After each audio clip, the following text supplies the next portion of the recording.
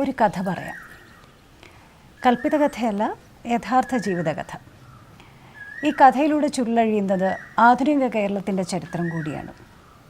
നവോത്ഥാനവും വിദ്യാഭ്യാസവും പുരോഗമന കേരള ചരിത്രത്തിൽ രൂപം നൽകിയ ഒരു അപൂർവ വ്യക്തിത്വത്തിൻ്റെ കഥ. സുപ്രീം കോടതിയിലെ ആദ്യ വനിതാ ജഡ്ജി ജസ്റ്റിസ് ഫാത്തിമ ബീവിയുടെ അപൂർവ സുന്ദരമായ ജീവിതകഥ.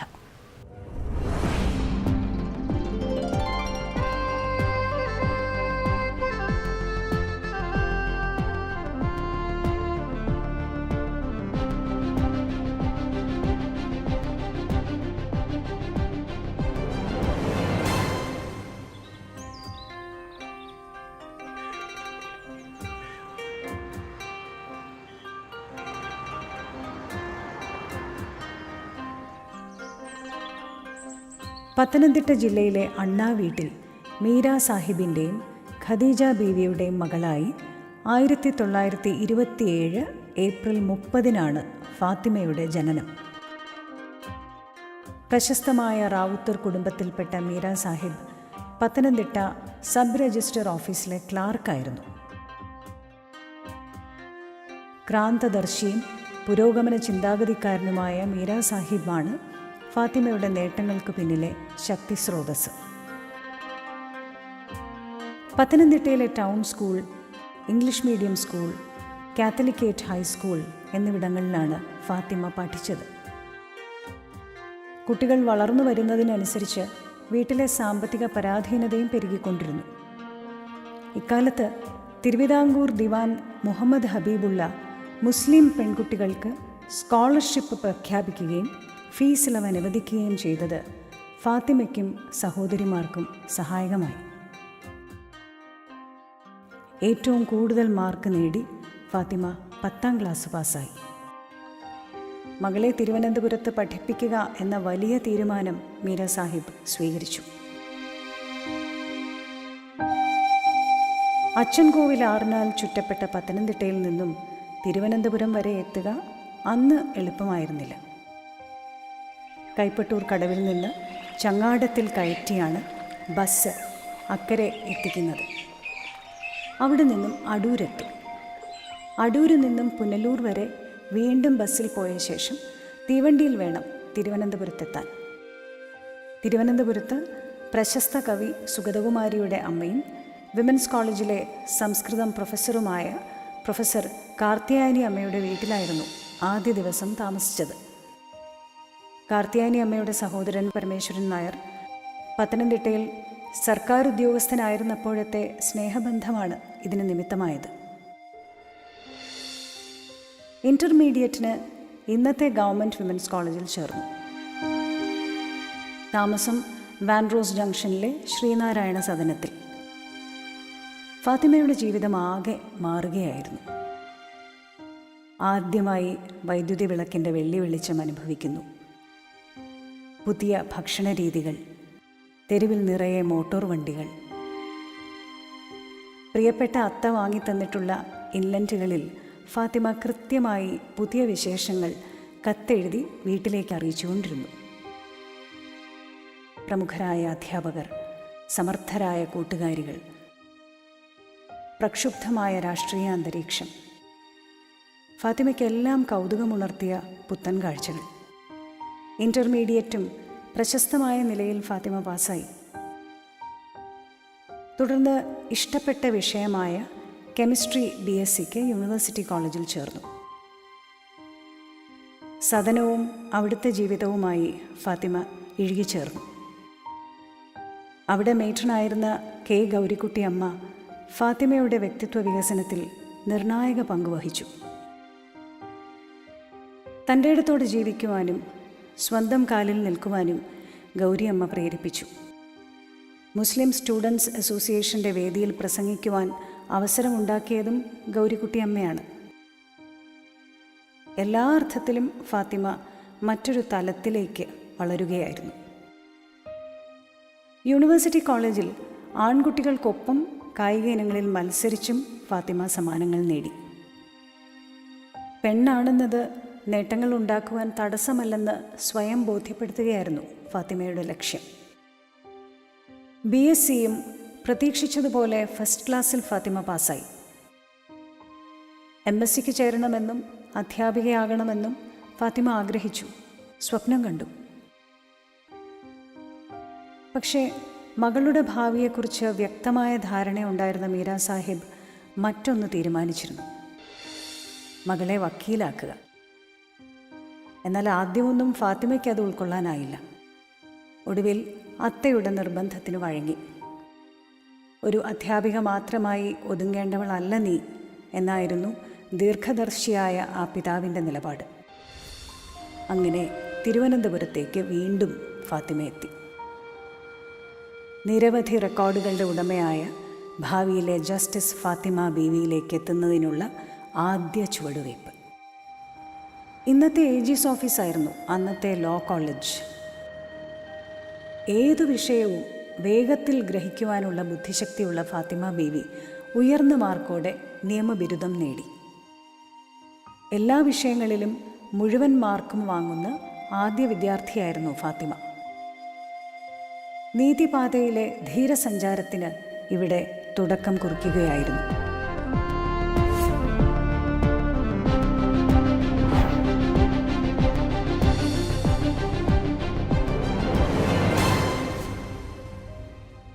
നിയമപഠനം പ്രശംസനീയമായ തരത്തിൽ പൂർത്തിയായ ശേഷം ഫാത്തിമയുടെ ഔദ്യോഗിക ജീവിതത്തിലെ വിജയപതാക ഒരിക്കൽ പോലും താഴേക്ക് പോയിട്ടില്ല. തിരുവിതാംകൂറിലെ സാമൂഹ്യ രാഷ്ട്രീയ അന്തരീക്ഷം തിളച്ചുമറിയുന്ന കാലഘട്ടം കൂടിയായിരുന്നു ഇത്. 1947 ജൂലൈ 25 തിരുവിതാംകൂറിൻ്റെ ചരിത്രത്തിലെ സുപ്രധാന ദിനമാണ്. ദിവാൻ സർ CP രാമസ്വാമി അയ്യർക്ക് നേരെ അന്നാണ് വധശ്രമം ഉണ്ടായത്. സ്വാതി തിരുനാൾ സംഗീത കോളേജിൽ നടന്ന ശാസ്ത്രീയ സംഗീത കച്ചേരി കേൾക്കാനെത്തിയ CPക്കെതിരെ ആക്രമണമുണ്ടാക്കിയപ്പോൾ ഫാത്തിമ ബീവിയും കൂട്ടുകാരും സദസ്സിലുണ്ടായിരുന്നു. സംഗീതത്തോടുള്ള അളവറ്റ സ്നേഹമാണ് ഫാത്തിമയെ ആ ചരിത്ര സംഭവത്തിൻ്റെ സാക്ഷിയാക്കിയത്. തുടർന്ന് സംഭവ പരമ്പരകൾ തന്നെ അരങ്ങേറി. നൂറ്റാണ്ടുകളുടെ രാജഭരണം അവസാനിച്ചു. ജനാധിപത്യം ജനങ്ങൾക്ക് ഏറെ പ്രതീക്ഷ നൽകിക്കൊണ്ട് സ്ഥാപിതമായി. തിരുക്കൊച്ചി സംയോജനം, തിരുക്കൊച്ചി ഹൈക്കോടതി രൂപീകരണം, മഹാത്മാഗാന്ധിയുടെ രക്തസാക്ഷിത്വം, വലിയ മാറ്റങ്ങൾ, വിവാദങ്ങൾ, രക്തരൂഷിതമായ പ്രക്ഷോഭങ്ങൾ, ഇതെല്ലാം ഫാത്തിമ സൂക്ഷ്മമായി വീക്ഷിക്കുകയും പഠിക്കുകയും ചെയ്തു. പക്ഷെ നേരിട്ട് ഒന്നിലും ഇടപെട്ടിരുന്നില്ല. ആനി മസ്ക്രീൻ, അക്കമ്മ ചെറിയാൻ, റോസമ്മ പുന്നൂസ് തുടങ്ങിയവരുടെ ജീവിതവും പ്രവർത്തനവും ഫാത്തിമയെ സ്വാധീനിച്ചു.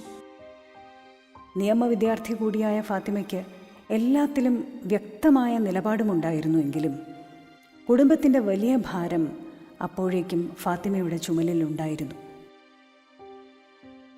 പ്രിയപ്പെട്ട അത്ത മകളുടെ വിദ്യാഭ്യാസത്തോടെ ഏതാണ്ട് നിർധനനായി തീർന്നു. സ്വത്ത് മിക്കവാറും വിറ്റു. സഹോദരങ്ങളും അത്തയും അമ്മയും തൻ്റെ സംരക്ഷണയിലാണെന്ന ഉത്തമ ബോധ്യം ഫാത്തിമയ്ക്കുണ്ടായി. ഇതിനിടയിൽ ഒരു അനിയത്തിയുടെ വിവാഹം കഴിഞ്ഞു. മറ്റുള്ളവർ പഠിക്കുന്നു. അച്ഛനും അമ്മയും തമ്മിലുള്ള ബന്ധത്തിൽ വിള്ളലുകൾ വീഴാൻ തുടങ്ങിയതും ഫാത്തിമയുടെ ബാധ്യത വർദ്ധിപ്പിച്ചു. ബ്രിട്ടീഷ് ഭരണത്തിൽ നിന്നും ഇന്ത്യ വിമോചിതയായപ്പോൾ നാട് മുഴുവൻ ഉത്സവപ്രതീതിയിലായി.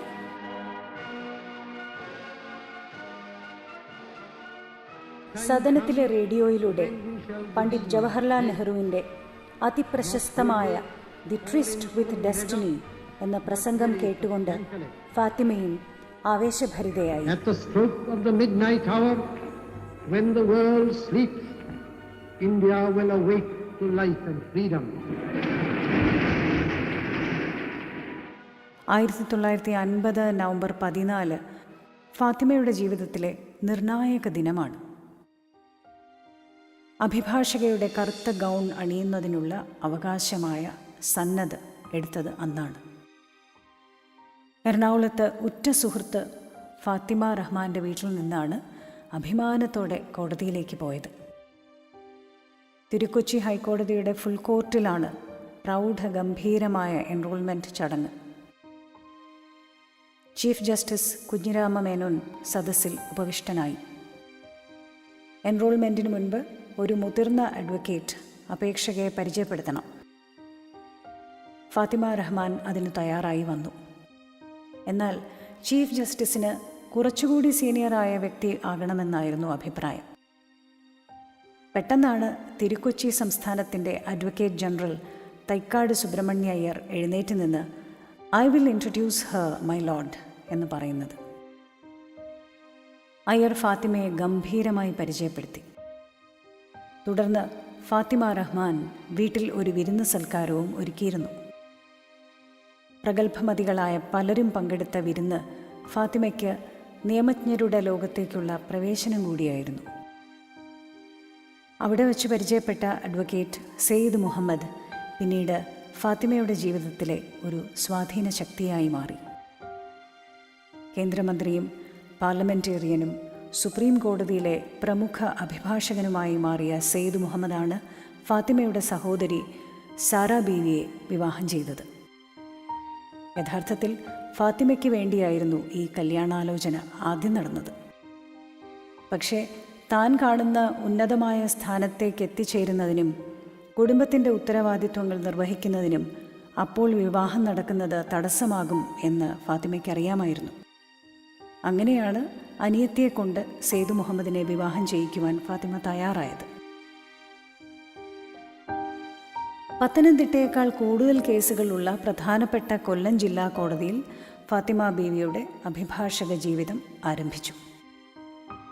അന്നത്തെ പ്രശസ്ത വക്കീലായ ഭാസ്കരൻ നായരുടെ ജൂനിയറായി ഫാത്തിമ പ്രാക്ടീസ് തുടങ്ങി.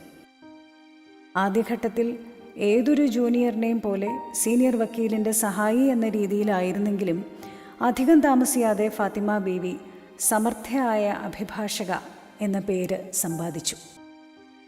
കൃത്യമായ സാമൂഹ്യബോധത്തോടെ ഫാത്തിമ കേസുകൾ കൈകാര്യം ചെയ്തു. വനിതകൾ, പ്രത്യേകിച്ചും മുസ്ലിം സ്ത്രീകൾ, നിയമരംഗത്ത് അത്യപൂർവമായിരുന്ന കാലഘട്ടത്തിൽ പുരുഷാധിപത്യ സമൂഹത്തെ അമ്പരപ്പിച്ചുകൊണ്ട് ഫാത്തിമ തൻ്റെ ഇടം നേടിയെടുത്തു. സ്വന്തം കുഞ്ഞിനെ കൊന്നു എന്ന് ആരോപിക്കപ്പെട്ട ഒരു അമ്മയെ കുറ്റവിമുക്തയാക്കിയതാണ് ആദ്യമായി ഫാത്തിമ സ്വതന്ത്രമായി വാദിച്ച് വിജയിച്ചത്. നിർധനയും നിസ്സഹായയും ആയ ഒരു സ്ത്രീ തൻ്റെ കുഞ്ഞിനെ കൊല്ലണമെങ്കിൽ അതിന് കൃത്യമായ കാരണമുണ്ടാകുമെന്ന സ്ത്രീപക്ഷ വീക്ഷണം ഫാത്തിമ ബീവിക്കുണ്ടായിരുന്നു. സാക്ഷിമൊഴി വിശ്വസനീയമല്ലെന്ന വാദം ഉയർത്തിയതിനാൽ ആ സ്ത്രീ കുറ്റവിമുക്തയായി. അക്കാലത്ത് ഏറ്റവും കോളിളക്കം സൃഷ്ടിച്ച ശൂരനാട് പ്രക്ഷോഭ കേസിൽ ഫാത്തിമ ബീവി ഡിഫൻസ് കൗൺസിലറായിരുന്നു. ജന്മിത്വത്തിനും ജാതീയമായ അടിച്ചമർത്തലിനുമെതിരെ നടന്ന പ്രക്ഷോഭത്തെ തുടർന്ന് പോലീസും ജന്മിമാരും വ്യാപകമായ അക്രമമാണ് അഴിച്ചുവിട്ടത്. 1949 ഡിസംബർ 29 ശൂരനാട് സംഭവം. എന്നാൽ അന്ന് സ്ഥലത്തില്ലാത്തവരെ പോലും പ്രതിപട്ടികയിൽ ചേർത്തു. ഫാത്തിമ ബീവിയുടെ ഇടപെടലിൽ ആദ്യഘട്ടത്തിൽ തന്നെ കേസിൽ നിന്ന് പലരെയും ഒഴിവാക്കി. അവശേഷിച്ചവരിൽ ഫാത്തിമ ബീവിയും ഭാസ്കരൻ നായരും ഹാജരായത് ചെല്ലപ്പൻ നായർ, ചെക്കിലോട് കുഞ്ഞിരാമൻ, മഠത്തിൽ എടക്കയിൽ കൊച്ചുകുഞ്ഞ്, തോപ്പിൽ ഭാസി എന്നിവർക്ക് വേണ്ടിയാണ്. ഇവരെയെല്ലാം കോടതി വെറുതെ വിട്ടു. ശൂരനാട് സമരത്തോട് ഫാത്തിമ ബീവിക്ക് അനുഭാവമാണ് ഉണ്ടായിരുന്നത്. അഭിഭാഷക എന്ന തരത്തിൽ വിജയിക്കുമ്പോഴും ഫാത്തിമയ്ക്ക് മടുത്തു തുടങ്ങി. വരുമാനത്തിൻ്റെ സ്ഥിരതയില്ലായ്മ ബുദ്ധിമുട്ടിച്ചു. കൊല്ലത്ത് അമ്മയും സഹോദരങ്ങളും ഒപ്പമുണ്ട്. അച്ഛൻ പത്തനംതിട്ടയിൽ. ഇതിനിടയിൽ ചങ്ങനാശ്ശേരി സ്വദേശിയായ ഒരു വക്കീലിൻ്റെ കല്യാണാലോചന വന്നു. എല്ലാം ഉറപ്പിക്കുന്ന മട്ടായപ്പോൾ ചെറുക്കൻ്റെ വീട്ടുകാർ സ്ത്രീധനം ചോദിക്കുന്നതായി ഫാത്തിമ അറിഞ്ഞു. അതോടെ ആ ആലോചന അവിടെ അവസാനിച്ചു. പിന്നീട് അവർ പലവട്ടം താല്പര്യം കാണിച്ചുവെങ്കിലും ഫാത്തിമയുടെ തീരുമാനം ഉറച്ചതായിരുന്നു. സ്ത്രീധനം ചോദിക്കുവാനുള്ള ധൈര്യം കാണിച്ചവരുമായി ഒരു ബന്ധത്തിന് തയ്യാറാവില്ലെന്ന് ഫാത്തിമ ഉറപ്പിച്ചു. പിന്നീട് അങ്ങോട്ട് കല്യാണമെന്ന ചിന്ത ഫാത്തിമയ്ക്കില്ലാതായി. ഒരു കൈയിൽ കുടുംബവും മറുകൈയിൽ തൻ്റെ വെല്ലുവിളികൾ നിറഞ്ഞ തൊഴിലുമായി ഫാത്തിമ സധൈര്യം മുന്നോട്ട് തന്നെ പോയി. അഭിഭാഷക വൃത്തിയുടെ അനിശ്ചിതത്വമാണ് മുൻസിഫ് പരീക്ഷ എഴുതാൻ ഫാത്തിമയെ പ്രേരിപ്പിച്ചത്. പബ്ലിക് സർവീസ് കമ്മീഷൻ ആദ്യമായാണ് മുൻസിഫ് തസ്തികയിലേക്ക് വിജ്ഞാപനം പുറപ്പെടുവിച്ചത്. സ്ഥിരം വരുമാനം എന്നതും ജുഡീഷ്യൽ സർവീസിലേക്കുള്ള ആദ്യ പടി എന്ന നിലയിലും ആണ് ഫാത്തിമ പരീക്ഷ എഴുതിയത്. PSC റാങ്ക് ലിസ്റ്റിൽ 1ാം റാങ്ക് നേടി വീണ്ടും ചരിത്രം സൃഷ്ടിച്ചു അവർ. കേരളത്തിലെ ആദ്യത്തെ മുസ്ലിം വനിത മുൻസിഫ് എന്ന പദവിയും അങ്ങനെ ഫാത്തിമ ബീവി സ്വന്തമാക്കി.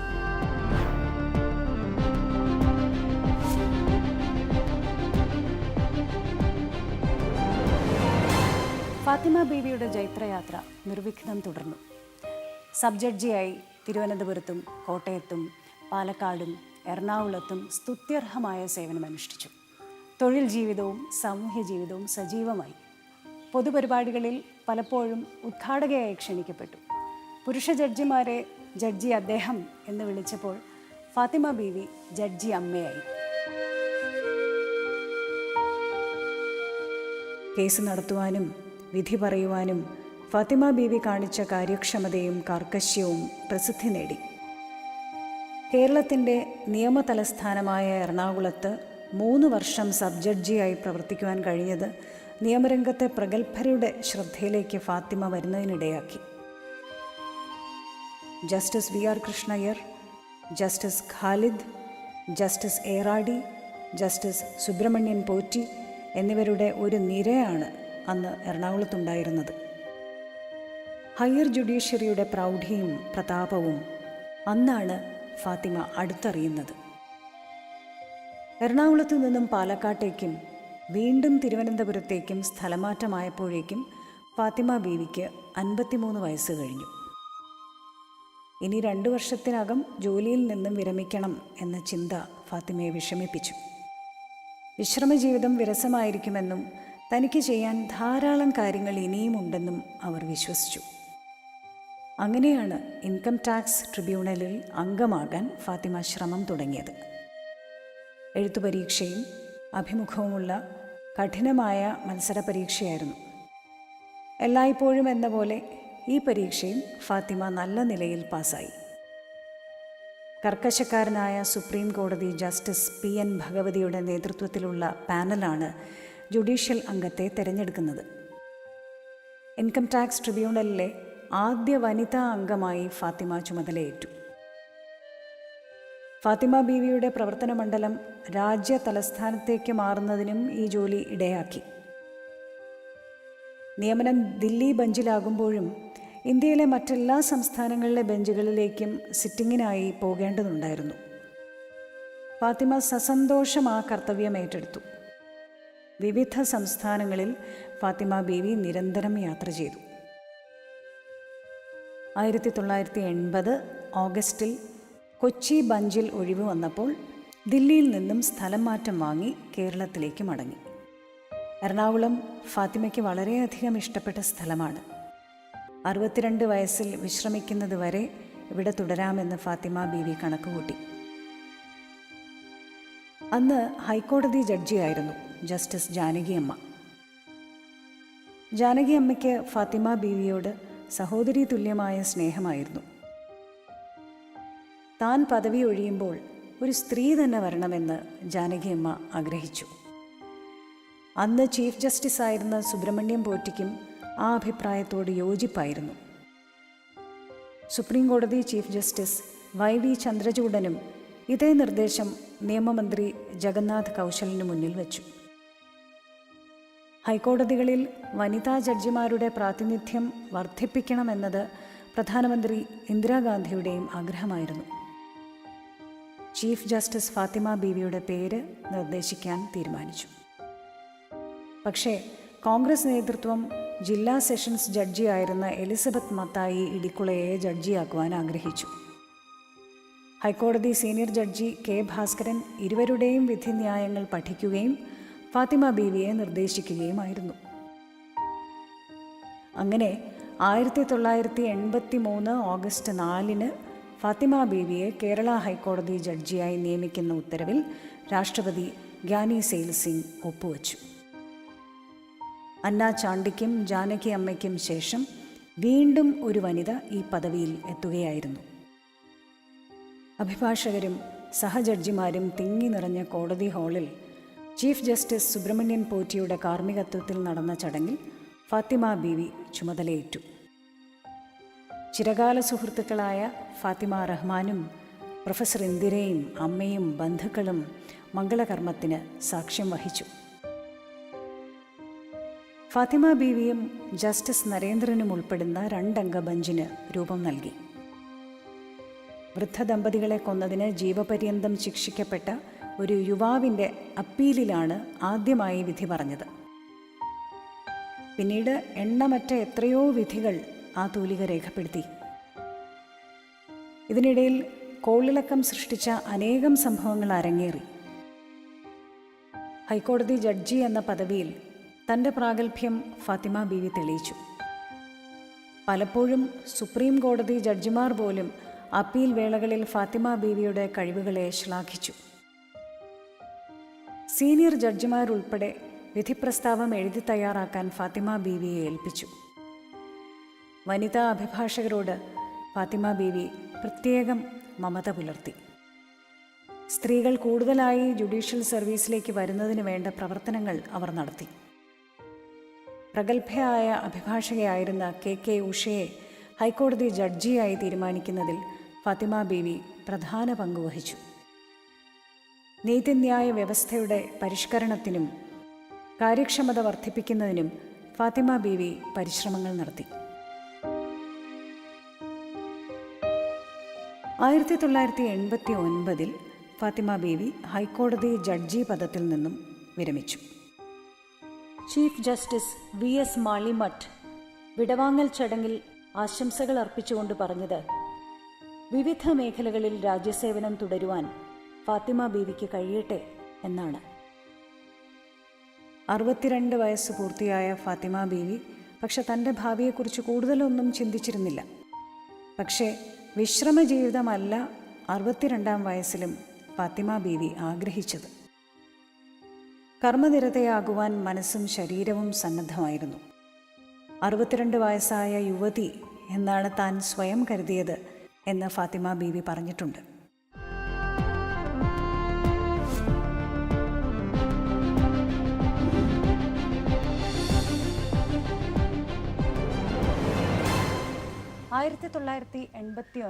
ഒക്ടോബർ 5 ഇന്ത്യൻ ചരിത്രത്തിൽ ആദ്യമായി പരമോന്നത നീതിപീഠത്തിൽ ന്യായാധിപയായി ഒരു വനിത, അതും ഒരു മുസ്ലിം വനിത.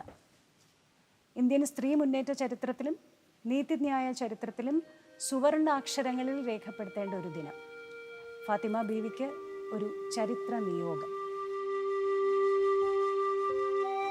ഒരു സുപ്രഭാതത്തിലെടുത്ത ഒരു തീരുമാനമായിരുന്നില്ല അത്.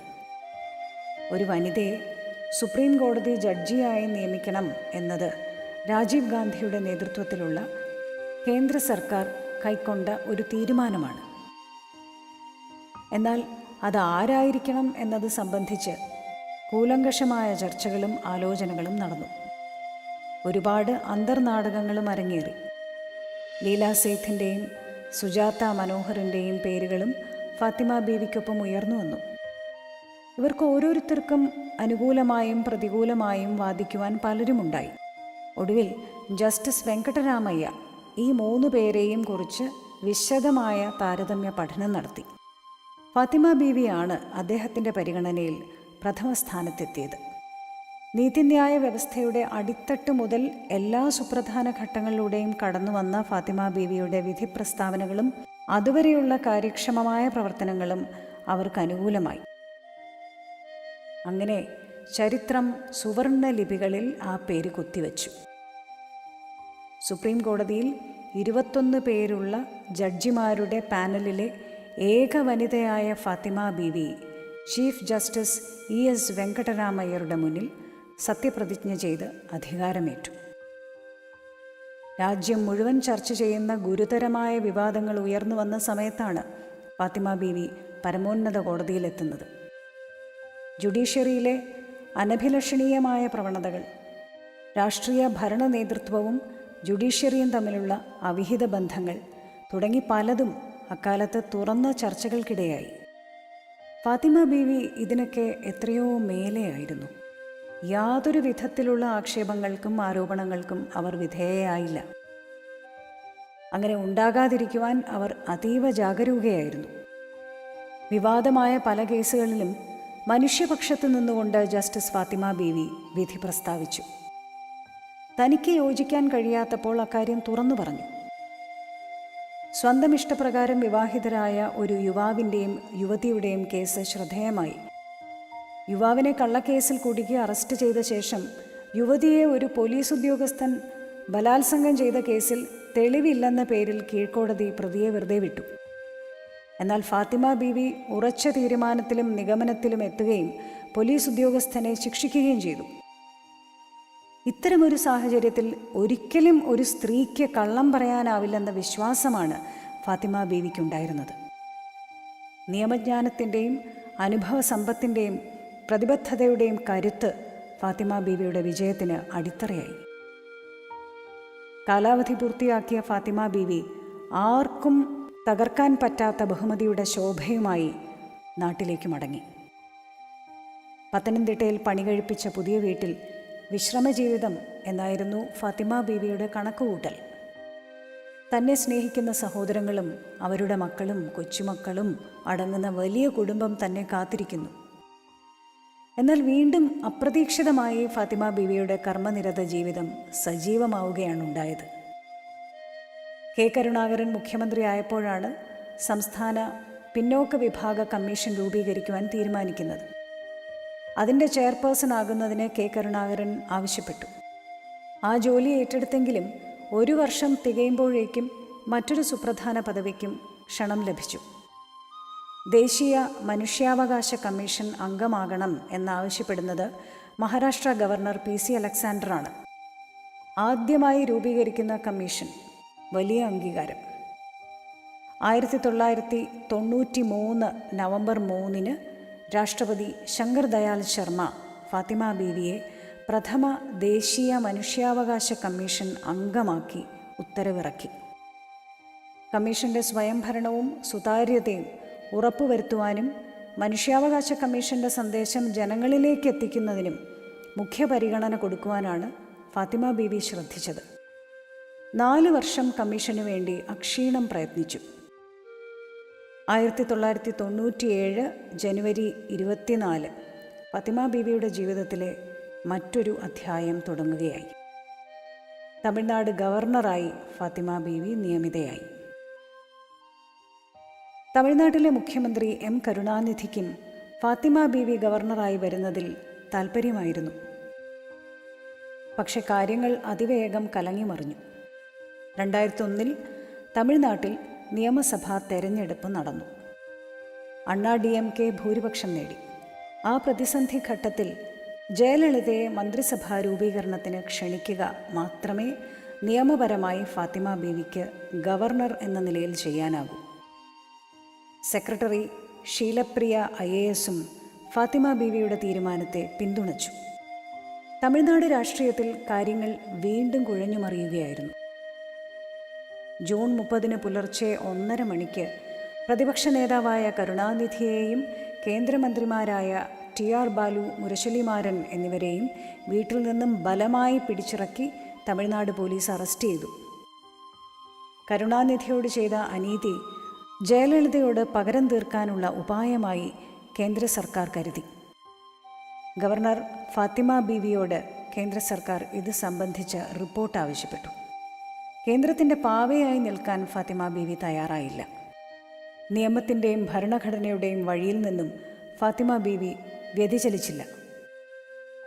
ഗവർണറെ തിരിച്ചു വിളിക്കാൻ കേന്ദ്രം ആലോചിക്കുന്നു എന്ന് മനസ്സിലാക്കിയ ഫാത്തിമ ബീവി 4 വരി രാജിക്കത്ത് രാഷ്ട്രപതി ഭവന് അയച്ചു കൊടുത്തു. 10 മിനിറ്റ് കഴിഞ്ഞപ്പോൾ ഗവർണറെ പിൻവലിക്കുവാൻ ആവശ്യപ്പെടുന്ന കേന്ദ്രമന്ത്രിസഭാ പ്രമേയം രാഷ്ട്രപതി ഭവനിലെത്തി. ആ 10 മിനിറ്റ് ഫാത്തിമ ബീവിയുടെ ജീവിതത്തിൽ നിർണായകമായി. രാഷ്ട്രപതി തിരിച്ചു വിളിച്ച ഗവർണർമാരുടെ പട്ടികയിൽ ജസ്റ്റിസ് ഫാത്തിമ ബീവി അങ്ങനെ ഉൾപ്പെട്ടില്ല. 2001 ജൂലൈ 10 മീനമ്പാക്കം വിമാനത്താവളത്തിൽ നിന്നും ജസ്റ്റിസ് ഫാത്തിമ ബീവി കേരളത്തിലേക്ക് മടങ്ങി. സംഭവബഹുലമായ കർമ്മകാണ്ഡത്തിന് ശേഷം പത്തനംതിട്ടയിലെ വീട്ടിൽ ജസ്റ്റിസ് ഫാത്തിമ ബീവി വിശ്രമ ജീവിതത്തിലെത്തുമ്പോൾ വയസ്സ് 75. നീതിപാതയിലെ കർമ്മനിരതയും അർത്ഥപൂർണമായ ജീവിതവും ഒരു പാഠപുസ്തകം പോലെ നിങ്ങൾക്ക് മുന്നിൽ ഞങ്ങൾ അവതരിപ്പിക്കുകയാണ്. നവോത്ഥാന കേരളത്തിൻ്റെ ധീരപുത്രി എന്ന് വിശേഷിപ്പിക്കാവുന്ന ജസ്റ്റിസ് ഫാത്തിമ ബീവിക്ക് ഹൃദയപൂർവമായ ആദരങ്ങൾ.